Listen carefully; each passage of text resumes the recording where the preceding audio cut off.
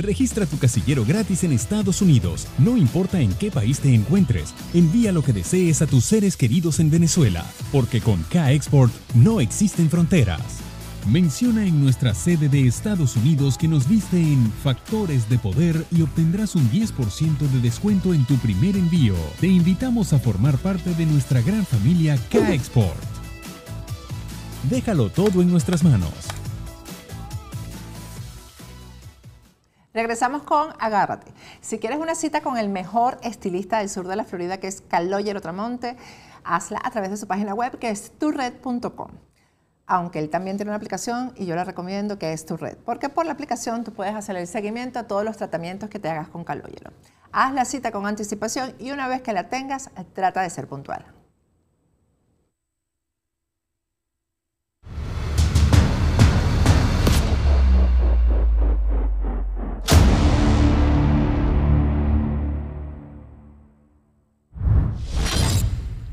Regresamos con Agárrate y hoy no es martes, pero vamos a conversar con nuestro abogado de inmigración, Jesús Reyes. Buenas noches, Jesús, ¿cómo estás? Bien, Patricia, todo bien, gracias a Dios. Aquí regresando de vacaciones. Tengo que confesar que estaba tomándome unos días, pero ya estoy de vuelta. Para todos los que nos estaban ahí siguiendo. Estuvimos en Gran Cañón, se los recomiendo a toda la gente que nos está viendo. Da un lugar precioso, es increíble ese lugar. Fuimos en helicóptero y bueno, ahí nos escapamos también rapidito a Las Vegas, estuvimos por allí, pero bueno, ya regresamos, estamos aquí con nuestras familias, con nuestra comunidad y muchas cosas pasando en inmigración. Así es. Bueno, Jesús, cuéntanos. Vamos a hablar de las solicitudes de asilo, que es lo que está a la orden del día con esta cantidad de gente que está entrando por frontera. Vamos a hablar de qué puede esperar una familia, una persona cuando llega a los Estados Unidos en relación con los asilos políticos. ¿Qué puede esperar una persona que entra por la frontera cuando solicita ese asilo? Sí, y esa pregunta es muy importante y es una que nos hacen comúnmente, yo diría que prácticamente todos los días. Siempre hay una consulta de una persona que apenas está llegando o que está en rumbo a los Estados Unidos para solicitar asilo. Entonces, muchas familias lo que se preguntan es qué pueden esperar. Una de las cosas principales cuando una persona va a solicitar asilo es que deben de saber que lógicamente van a ser cuestionados. Ahora, no siempre hacen ese cuestionamiento, lo que se llama la entrevista de miedo creíble. Algunas personas sí se las hacen, a otras no. Pero si se lo llegaran a hacer al solicitante o a la familia que va a pedir asilo, es básicamente oficiales de inmigración que quieren saber por qué la persona quiere pedir asilo, por qué tiene miedo de regresar a su país de origen, por qué busca refugio en los Estados Unidos. También va a querer saber su estatus civil, si viene con su esposa, su esposo, si viene con hijos. Y una de las preguntas también esenciales que le van a preguntar es ¿para dónde planean ir? Hay muchas familias que tienen, o solicitantes de asilo, que tienen familias aquí en los Estados Unidos y a veces, Patricia, nos preguntan, bueno, ¿será que ese familiar se va a meter en problemas? No, no se va a meter en problemas. Lo único que inmigración va a querer saber es dónde van a enviar a la persona. Ahora, esto es lo que pasa en la gran mayoría de los casos. Ciertamente ahorita hay mucha flexibilidad en la frontera. Y ojo, no es que estoy diciendo, porque han habido personas que dicen, no, pero el abogado que está diciendo que todo el mundo vaya. Es una realidad lo que está pasando y están siendo muy flexibles ahorita. No es que tú quieras o no quieras, está pasando y punto. Es un hecho, correcto. Claro. Entonces hay personas, no, que abogado usted está instigando que las personas vengan. Yo lo que estoy diciendo es lo que está pasando para que nuestra comunidad esté bien informada. Entonces lo que está pasando es que están siendo muy flexibles ahorita en la frontera. Muchísimas personas las están dejando pasar y la gran mayoría de las personas cuando entran, los oficiales de inmigración están tomando sus datos y quieren saber dónde pueden enviar esos familiares para que puedan estar con un patrocinador, una persona que pueda cuidarlos. Ahora, sí existe también la posibilidad que la persona, es decir, el aplicante que vaya a venir a solicitar asilo, vaya a estar en un centro de detención, o sea, que lo admitan, pero que desafortunadamente no lo suelten inmediatamente o lo pongan en libertad y que tenga que esperar su caso en un centro de detención. Si eso llegara a pasar, existen opciones tales como la fianza o salida bajo palabra que pudiera permitir a esa persona salir en libertad. Lo bueno es, Patricia, que como hemos hablado, ya el programa de MPP ha terminado, entonces no se le va a estar aplicando ya a los solicitantes de asilo del programa de MPP, o por lo menos no están supuestos a hacerlo los oficiales, y ya quedaría si ellos los van a aceptar o los van a dejar en centros de inmigración de detención, y en algunos casos, que honestamente no está pasando mucho, pero en algunos casos pudieran aplicarle el título 42. Mira, Jesús, hay muchas personas, yo he notado que salen en libertad después que los procesan, después de que entraron obviamente por la frontera, etcétera, y no saben cómo continúa el proceso, están absolutamente desinformados. O sea, salieron en libertad y no saben que van a tener una cita en inmigración, en la corte, no saben qué hacer después que salen en libertad. Sí, y es importante explicar eso. Entonces, una de las cosas principales que toda persona debe saber que está solicitando asilo en la frontera es lo siguiente. Al aplicante lo van a poner en dos procesos. Uno es un proceso en la corte de inmigración, y otro es un seguimiento que le van a hacer oficiales de inmigración. Esto no es el juez, son oficiales de ICE. Entonces, el proceso de la corte es la oportunidad que se le va a dar al inmigrante de poder solicitar un amparo. En la gran mayoría de los casos estamos hablando de una solicitud de asilo. A ese inmigrante, la Corte de Inmigración está supuesto a enviarle una notificación de cuándo debe de comparecer a la Corte. Sin embargo, es importante que el aplicante pueda averiguar en la página de inmigración, EOIR, o por medio de su abogado, que pueda averiguar cómo va el caso, si el caso ya ha sido pautado para una cita o no. Sin embargo, de nuevo, la Corte está supuesta a enviar esa notificación. Es sumamente importante que toda persona mantenga su dirección actualizada. Muchas personas, Patricia, he escuchado que llegan a los Estados Unidos y después buscan algún otro sitio, se mudan de estado y no lo notifican. Y eso es un problema muy grande, porque entonces existe esa posibilidad de que vayan a perder su audiencia y por ende tener una deportación en ausencia. Entonces es sumamente importante actualizar los datos con inmigración. Y por otro lado, al inmigrante se le va también a notificar cuándo debe de comparecer delante de oficiales de inmigración, ya sea físicamente o por medio de un dispositivo, tal como un celular, que se debe reportar delante de las autoridades, solo para que ellos sepan que la persona no se ha escapado, que se mantiene dentro del país. Entonces, hay que seguir ambos procesos, pero la moraleja aquí, el consejo más importante es que siempre actualice su información. No hay problema que usted se vaya a mudar, pero es importante notificar esto a autoridades de inmigración. Jesús, esto lo hemos hablado, pero la gente lo pregunta mucho. ¿De qué se trata la planilla I-220A, que es la que le dan a todas las personas cuando solicitan asilo por la frontera? Sí, esta planilla, y como dice Patricia, muchas personas siguen teniendo preguntas sobre eso.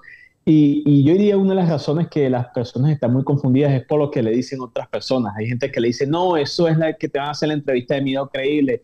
No, eso que es una deportación, y eso no es ni entrevista de miedo creíble ni una deportación.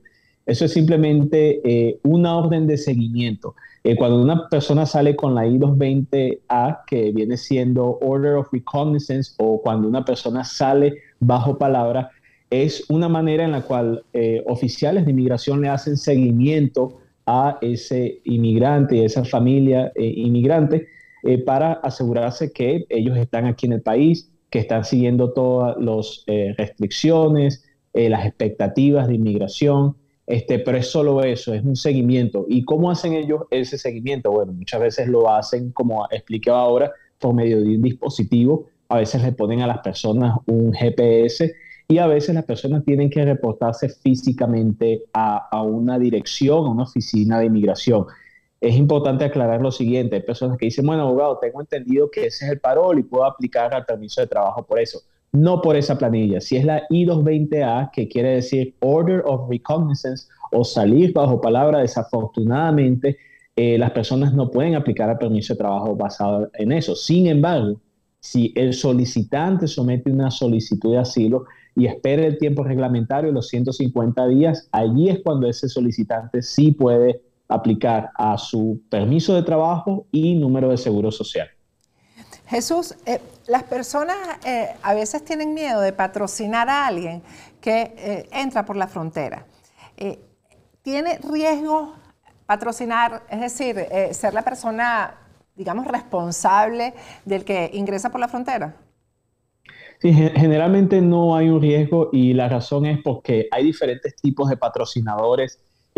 Hay patrocinadores donde el gobierno sí espera más de ellos, sobre todo cuando se hace una aplicación a la residencia, donde un patrocinador tiene que llenar todo un formulario, tiene que poner información de sus impuestos y también hasta firmar documentos.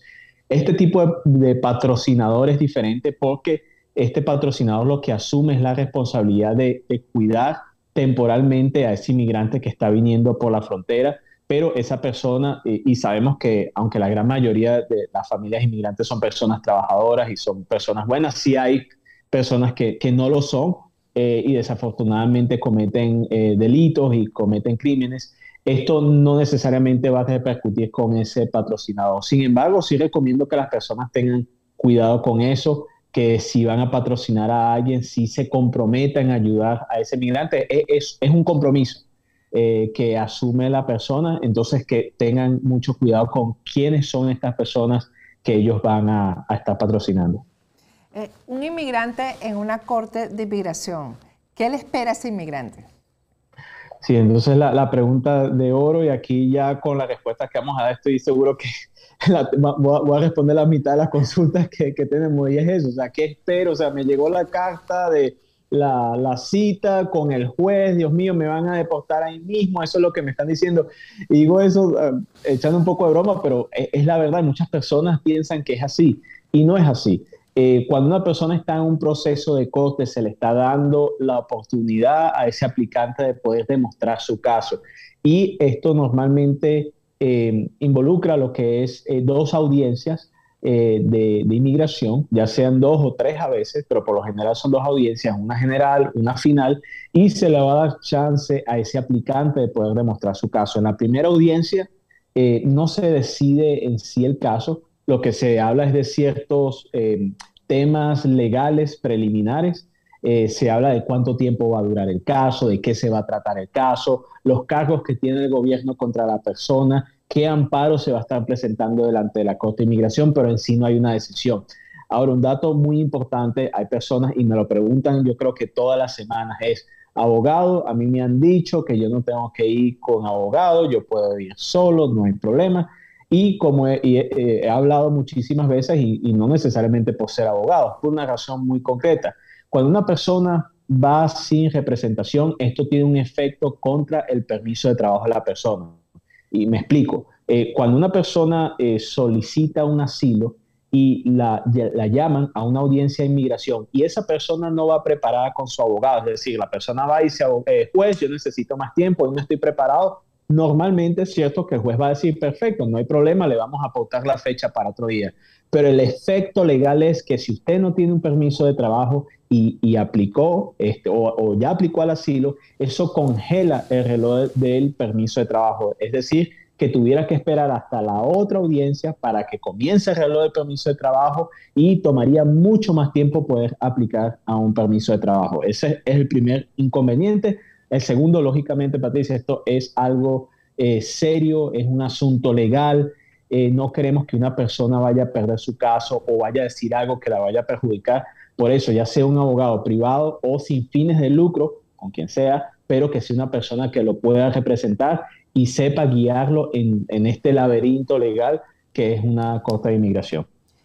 Jesús, el caso de las personas que tienen doble nacionalidad, llegan aquí a Estados Unidos, pueden pedir asilo, es decir, un venezolano que también sea español. ¿Cómo eso dificulta la solicitud de asilo?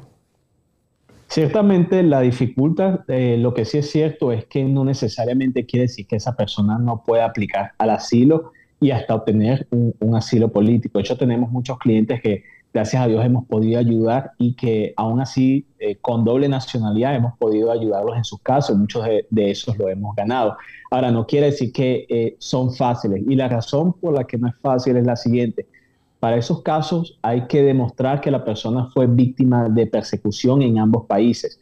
Cuando una persona solo fue víctima de persecución en un país y dice, bueno, el otro país no lo conozco muy bien, y hemos tenido muchos casos así, donde a veces las personas dicen en las consultas, abogado, tengo doble nacionalidad, soy venezolano y soy portugués. En Portugal no me ha pasado absolutamente nada, la cuestión es que nunca he ido allá, pero no quisiera ir para allá y estoy pidiendo asilo. Esa persona no califica a un asilo. La razón es porque su vida no corre peligro en Portugal. Ahora, hemos tenido muchos casos y desafortunadamente venezolanos que han sido víctimas de xenofobia en otros países, y la xenofobia es una base, para dar un ejemplo, la xenofobia es una base que permite a un solicitante poder pedir un asilo. O sea que la persona en este caso puede solicitar asilo político siendo de Venezuela, y xenofobia, si es que sufrió xenofobia, en ese otro país. Eso es totalmente válido y casos así sí se pueden ganar. Jesús, hay un tema bien particular y es con España, por ejemplo, que acaba de deportar a Venezuela a un venezolano que estaba en solicitud de refugio ya en España. Estos casos que son como antecedentes o precedentes no pueden tomarse en cuenta para, por ejemplo, un venezolano que también tenga la nacionalidad española, pero pues precisamente porque puede correr el riesgo de ser deportado a Venezuela, pues no quiera ir a ese país. Sí, entonces, desafortunadamente, por el simple hecho de que una persona pueda ser deportada de otro país, bajo las leyes de inmigración americanas, no es una base para, digamos, alegar persecución. Ahora, si sabemos que la persona, y ya tuviéramos que saber más los detalles del caso, pero si la persona fue discriminada, digamos, fue deportado por el único hecho de ser venezolano, entonces ya estamos hablando que eso va más allá, que no fue una deportación justa por la nacionalidad de la persona. Si ese es el caso, entonces sí tiene bases legales para poder someter un caso de asilo aquí en Estados Unidos. Las personas que han estado durante años peleando por su asilo político, Jesús, y pues finalmente lo pierden también en la corte, sienten como que ya hasta ahí llegaron. ¿Es así? ¿Hasta ahí llegaron? ¿Hasta ahí llegó la opción para un inmigrante de tener un asilo político? Para nada. Y lo bueno es que existen alternativas legales para esos inmigrantes. Una de esas es una apelación. Las personas tienen 30 días para poder apelar su caso. Ahora, supongamos que el solicitante apeló su caso, hubo una afirmación de esa deportación. Existe otra apelación más que se puede hacer a nivel federal, ya delante de la Corte Federal de donde está ese estado donde la persona vive, y eso permitiera posiblemente que la persona pueda reabrir su caso y seguir peleando su caso. Ahora, supongamos que eso no funciona, supongamos que hay una deportación. Si la persona en un futuro pudiera ser elegible, ya sea un amparo como el TPS, el DACA, o de alguna forma logra obtener o ser calificante o elegible para una residencia, pero solo tiene esa deportación basado en el hecho que la persona es elegible para la residencia o tiene un estatus discrecional, la persona puede reabrir un caso, aun cuando fue cerrado hace años, puede reabrirlo y pedir que la Corte de Inmigración lo cierre. De hecho, Patricia, eso es algo que está pasando ahorita muchísimo y las cortes están siendo muy flexibles con esos casos. Ahorita la administración, y digamos en sí no solo la administración, pero la mentalidad de los jueces, de las cortes de inmigración, todos sabemos, están ellos abarrotados de casos, quieren enfocarse solo en estos casos de personas que quieren deportar, que son un peligro para la sociedad, pero no estos casos de personas buenas que pueden obtener su residencia o pueden tener su estatus legal, pero lo único que tienen es una deportación. Ahorita se está permitiendo en muchos casos reabrirlos y quitar esa deportación, aunque haya pasado ya muchos años. Entonces es importante que las personas sepan, yendo otra vez a la pregunta, una negación no es el final del caso. Existen varios mecanismos legales y es importante que la persona sepa eso, y mientras las personas buscan esos mecanismos legales, también pueden obtener un paro de deportación que les permite trabajar y vivir temporalmente en el país mientras tratan de arreglar su estatus migratorio. Exacto. Bueno, y ahora viene la parte que le va a gustar a todo el mundo, y es un regalo que va a hacer Jesús. Aquí dicen que si son 2 asilos por el precio de uno, no. Pero es algo que yo creo que le gusta más a la gente. Mejor que eso. Eso es algo que le gusta más a la gente, porque Jesús está regalando entradas para el juego de los Marlins que va a ser en honor a la herencia venezolana. Ahí me congelé. Así que vamos a ver la promoción de eso, pero antes de mostrar la promoción, Jesús garantizó ya que las entradas de Factores de Poder ya están aseguradas. Eso ya está. Así que el regalo es después de esas entradas. Así que vamos a ver. Sí, vamos a ver a Patricia, el equipo allí, claro que sí. Gran sorteo de 30 entradas y 30 camisetas para el juego especial de los Marlins versus Dodgers en la noche de la herencia venezolana, el próximo 27 de agosto en el Marlins Park Stadium de la ciudad de Miami. Participar de nuestro sorteo es muy fácil. Solo debes seguir estos dos sencillos pasos. Número 1, seguir la cuenta en Instagram de Jesús Reyes Love. Y número 2, etiqueta a 10 amigos en nuestra publicación de Instagram del sorteo. Y así ya estarás participando en el sorteo que será el próximo viernes 19 de agosto. Acompáñanos en esta noche familiar llena de música, comida y muchísima alegría venezolana. Apoyando también a la Fundación Fe y Alegría. Sábado 27 de agosto a las 6:10 p.m. en el Marlins Park de la ciudad de Miami. ¡Los esperamos! Bueno, a mí no me gusta nada de estas cosas de deporte, todo el mundo lo sabe, pero esto sí. Esto sí, porque es por nuestra herencia venezolana. Así que ya sabes que no son 30, Jesús, son 30 menos las de Factores. 30 plus, no, eso lo sé, claro que sí. Ahí los espero ver, Patricia, y bueno, espero que las personas puedan participar. De hecho, justamente mañana vamos a estar vamos a hacer el sorteo mañana para que las personas ya empiecen ahí a etiquetar y a inscribirse en el sorteo. Pero sí, esto va a ser una oportunidad, bueno, para nosotros de poder estar con nuestra comunidad. Vamos a estar allí, voy a estar allí en persona, saludando a nuestra gente, a tantas familias lindas que a veces, muchas veces, y lo que hablamos aquí es inmigración y cosas fuertes y sacrificios, pero también hay que pasarla bien, también hay que disfrutar la vida. Entonces mañana, bueno, no va a ser mañana, perdón, el próximo sábado vamos a tener un rato bien ameno. El béisbol, que es el juego nacional de nuestro país, y vamos a pasarla muy bien. Así es. Gracias, Jesús. Nos vemos el sábado que viene, porque el martes no hay entrevista, porque la semana que viene me tocan a mí mis días libres, así que... Ah, no, está bien. Entonces nos vemos en el juego. Nos vemos en el juego, ya sabes. Bueno, y a ustedes también los veo entonces en el juego, los que se ganen las entradas que nosotros dejamos ahí para el sorteo. Y bueno, nos vemos nuevamente aquí el lunes, creo que es, 29 de septiembre. Chao, de agosto. Chao, Jesús. Chao, Patricia, un abrazo.